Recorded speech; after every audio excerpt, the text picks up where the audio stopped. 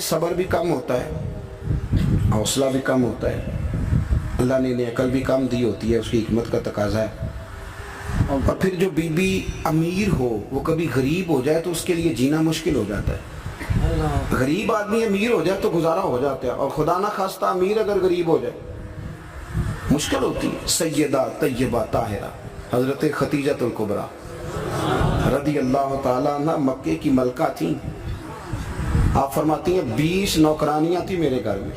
توجہ ہے میری بات پر؟ یہ آگے آگے والوں کو سمجھ آ رہی ہے، کوئی ہاں نہ کر رہے ہیں، پیچھے والے تو بالکل گمسم ہیں۔ بھائی دوستو توجہ کرنا میری بات پر۔ مکے کی ملکہ 20 عورتیں کام کرنے والی، فرماتی ہیں کبھی پانی کا گلاس بھی اٹھ کے نہیں پیا تھا۔ اللہ۔ پھر اسی بی بی نے حضور کی غلامی اختیار کی، پھر کلمہ پڑھا۔ ظہر کے وقت ابن اسحاق کہتے ہیں ظہر کے وقت انہوں نے اپنا مال حضور کے قدموں میں سارا پیش کر دیا۔ عصر سے پہلے پہلے میرے نبی نے ہر چیز اللہ کے رستے میں تقسیم کر دی۔ جس کی 20 کنیزائیں تھیں، پڑھو کنز الامال، یہ حدیث اختلاف روایات کے ساتھ بخاری میں بھی موجود ہے۔ حضرت ابو ہریرہ رضی اللہ تعالیٰ عنہ فرماتے ہیں کہ سیدہ طیبہ طاہرہ حضرت خدیجہ الکبریٰ کے بارے میں محبوب نے فرمایا کہ خدیجہ میرے لیے کھانا پکا کے باورچی خانے سے نکلی، خود حضرت خدیجہ کپڑوں پہ پابند لگے، خود چولہا جلایا، خود چولہا جلایا۔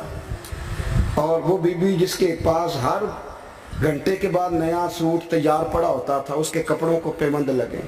جیم جان دا کچھ وسا نہیں، جان یار نو دے تشاد ہو جا، اس سے دل دے ہیں فساد سارے، دل دل بر نو دے تے آزاد ہو جا، جو رکھے آباد تے رو وسدا، تے جدوں کرے برباد برباد ہو جا، جدوں کرے برباد ہاں پھر برباد بھی ہو۔ صرف سکھ لینے کے لیے نہ ہو، وَلَنَبْلُوَنَّكُمْ بِشَيْءٍ مِّنَ الْخَوْفِ وَالْجُوعِ وَنَقْصٍ مِّنَ الْأَمْوَالِ وَالْأَنفُسِ وَالثَّمَرَاتِ۔ یہ تو شہادت گاہ الفت میں قدم رکھنا ہے۔ لوگ آسان سمجھتے ہیں مسلمان ہونا۔ حضرت خدیجہ کھانا پکا کے نکلی، کپڑوں پہ پیوند لگے ہوئے، اور سادے سے برتن میں جب کھانا لے کے آئی نا، حضور کے سامنے کھانا رکھا تو اللہ کے رسول علیہ السلام غور سے سیدہ خدیجہ کو دیکھنے لگے، غور سے دیکھنے لگے۔ حضور کیا دیکھ رہے ہیں؟ تو محبوب فرمانے لگے خدیجہ تیرے آنے سے پہلے پہلے جبریل امین آ گئے۔ اب آ کے کہہ رہے ہیں یا رسول اللہ خدیجہ کھانا لے کے آ رہی ہے، اور رب فرماتا ہے جب خدیجہ کھانا لے کے آئے تو اسے اس کے رب کا سلام کہہ دینا، اسے اس کے رب کا۔ ہاں بھائی جب قربانی آپ دیتے ہیں، قربانی اس وقت جو اعزاز ہوتا ہے وہ بدل جاتا ہے۔ حضرت خدیجہ نے قربانی دی، نبی پاک کی 4 بیٹیوں نے قربانی دی۔ حضور کی کتنی بیٹیاں؟ بول کے بتاؤ، بول جی، یہاں بڑے دسدے کیوں نہیں جی، کنیاں نہیں، اللہ آپ کو خوش رکھے۔ 4 بیٹیاں حضور کی۔ یہاں بڑے بڑے لوگ، اب نا لوگ عمروں کا حساب کرنے لگ گئے۔ مجھے ایک صاحب کہنے لگا جی ایک بندہ کہہ رہا عمر اتنی بنتی ہے تو اتنی بنتی ہے تو 4 کیسے ہو گئی؟ میں نے کہا دین کاؤنٹنگ سے نہیں ہوتا، دین اللہ رسول کے فرمان کا نام ہے، وہ کاؤنٹ کرنے سے دین نہیں بنتا بھائی۔ خود رسول کریم نے فرمایا یہ میری بیٹی ہیں۔ کب؟ حضور کی ایک صاحبزادی حضرت عثمان غنی کے نکاح میں تھی، انتقال کر گئی، نبی پاک نے دوسری کا نکاح کیا تو صحابہ نے عرض کی حضور بڑے خوش نصیب ہے، عثمان کو آپ نے دوسری بھی دے دی، تو حضور نے فرمایا یہ تو میری 2 بیٹیاں تھیں، یہ تو میری 2 بیٹیاں تھیں، میری 40 بھی ہوتی تو ایک کے بعد دوسری انتقال کرتی رہتی، میں ساری عثمان غنی کے نکاح میں دے دیتا۔ نور کی سرکار سے پایا دوشالہ نور کا، ہو مبارک تجھ کو ذوالنورین جوڑا نور کا۔ تو نبی کریم علیہ السلام کی 4 بیٹیوں نے، پتہ ہے آپ کو 2 بیٹیاں ابو لہب کے 2 بیٹوں سے بیائی گئی تھی۔ وہ جتنا لوگ بلیک میل کر سکتے ہیں نا، ایک تکلیف ہوتی ہے جسمانی، ایک نفسیاتی ہوتی ہے، کسی کو تنگ کرنا، اذیت دینا، بچوں کی طرف سے، ماں باپ کی طرف سے، وہ جو نفسیاتی تکلیف ہوتی ہے وہ آدمی کو بڑا کمزور کر دیتا۔ ابو لہب نے پیغام بھیجا کہ یہاں آپ دین کی تبلیغ چھوڑ دیں ورنہ بیٹیوں کو طلاق دے دی جائے گی۔ یہ جو دکھ ہوتے ہیں نا نفسیاتی ذہنی، یہ کرب ہوتے ہیں، یہ سہانے روح بنتے ہیں۔ ابھی نکاح ہوا تھا، رخصتی نہیں ہوئی تھی، یہاں آپ تبلیغ چھوڑیں یا طلاق دے دی جائے گی۔ میرے حبیب کریم نے فرمایا جو تیرا دل میں آئے کر، لیکن میں پیغام دین لے کے آیا ہوں تو یہ پیغام میں دیتا ہی رہوں گا۔ ان شہزادیوں نے قربانی دی، اظہار کیا، انہوں نے قربانی دی، طلاقیں مل گئی۔ حضرت زینب حضور کی بڑی صاحبزادی، سب سے بڑی شہزادی نبی کریم کی، ان کی بیٹی کے بارے میں صحیح بخاری کی حدیث ہے، صحابہ کہتے ہیں وہ حضور کی سب سے بڑی نواسی تھی جناب زینب کی صاحبزادی۔ جب حضور نماز پڑھنے آیا کرتے تھے تو انہیں ساتھ لایا کرتے، اور حضرت ابو دردہ کہتے ہیں میں نے اپنی آنکھوں سے دیکھا کہ جب حضور قیام میں کھڑے ہوتے تو بیٹی کو دونوں ہاتھوں میں رکھ، میری طرف دیکھیے جی، بیٹی کو دونوں ہاتھوں میں رکھ لیتے، اور جب حضور رکوع اور سجدے میں جاتے تو بیٹی کو نیچے کھڑا کر لیتے۔ حضرت زینب، ان کے بچے بھی تھے پہلے، جناب عمر بن عاص کے ساتھ ان کا نکاح بھی ہوا تھا۔ میری باتوں کی سمجھ آ رہی ہے آپ حضرات کو؟ مجھے دوست کہہ رہے تھے ذرا تقریر لمبی کرنا، میں نے کہا لمبی تو میں کرتا ہی نہیں، خیر الکلام ما قل و دل۔ لمبی تقریر، اعلیٰ حضرت رحمۃ اللہ علیہ لکھا ہے کہ کسی بندے نے کسی کا وقت ضائع کیا تو اس نے بھی قیامت میں حساب دینا ہے۔ کوئی بات کھینچ کے کر لی جائے، کسی کو ذرا آگے لے جایا جائے، کسی کو پتہ ہے نا ہمارا نعت کا کہتا ہے میں آخری شعر پڑھن لگا تو میں کہنا ایک باری پڑھی جی، ایک شعر 17 باری پڑھیے تو آخری نہیں ہوندہ، میں 2 شعر پڑھنی، میں کہ 2 باری پڑھی۔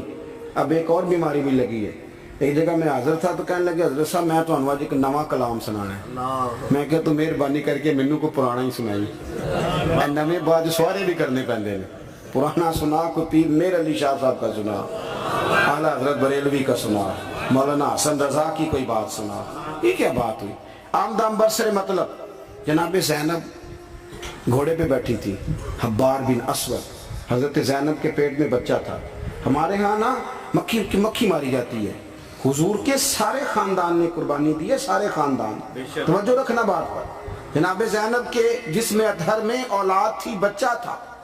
حبار بن اسود نے نا وہ بیٹھی تھی گھوڑے پہ تو نیزہ مارا، گھوڑے پر یا اونٹ پر، گھوڑے کو نیزہ مارا، گھوڑا تیز دوڑا، جناب زینب گھوڑے سے گر گئی، ان کے پیٹ میں بچہ تھا، ضائع ہو گیا۔ پھر وہ کافی دیر علیل رہی، اسی بیماری سے ان کا وصال ہوا، وہ شہید ہوئی۔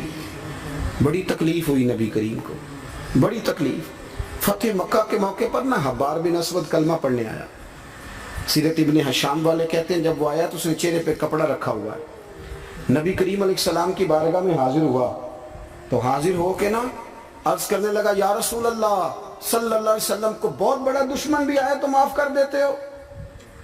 حضور خاموش ہیں، گردن جھکی۔ پھر کہنے لگا بہت بڑا دشمن بھی آئے تو معاف کر دیتے ہو؟ حضور خاموش ہیں۔ تیسری دفعہ اس نے چہرے پہ نقاب ڈالا تھا نا، حضور بڑا دشمن بھی آئے کلمہ پڑھے تو معافی ہے؟ حضور نے چہرہ اٹھایا تو آنکھوں میں آنسو تھے۔ حضور فرمانے لگے حبار یہ چہرے سے کپڑا ہٹا، بیٹیاں بھولا نہیں کرتی، تو کلمہ پڑھ میں تجھے بھی معاف کرنے کو تیار۔ بیٹیاں بھولا نہیں کرتی، تو پڑھ کلمہ۔ پورے خاندان نے قربانی، پورے۔ حضرت سیدہ فاطمہ الزہرا سے کسی نے پوچھا تھا بی بی صاحبہ دین کے لیے سب سے پہلے آپ کو کب تکلیف اٹھانی پڑی؟ تو حضرت فاطمہ فرماتی میں چھوٹی سی تھی جب میری اماں وصال کر گئی، اور جب جناب ابو طالب وصال کر گئے تو مجھے کسی نے پہلے دن جب میں نے یہ تکلیف دیکھی اور صحیح کسی نے مجھے آ کے بتایا کہ فاطمہ نبی پاک علیہ السلام نا حرم کعبہ میں سجدے میں تھے، اونٹ کی اجڑی بڑی وزنی ہوتی ہے، حضور سجدے میں تھے، ابو جہل نے 2 لوگوں سے کہا تو انہوں نے اونٹ کی اجڑی لا کے نا نبی پاک کے سر پہ رکھ دی۔ حضور علیہ السلام ساری قوتوں کے مالک ہیں، لیکن بظاہر حضور سر اٹھاتے ہیں تو تکلیف ہوتی ہے۔ فاطمہ نہ ابو بکر صدیق مکے میں ہیں، نہ مولا علی موجود ہے، تو آپ چلیں گی؟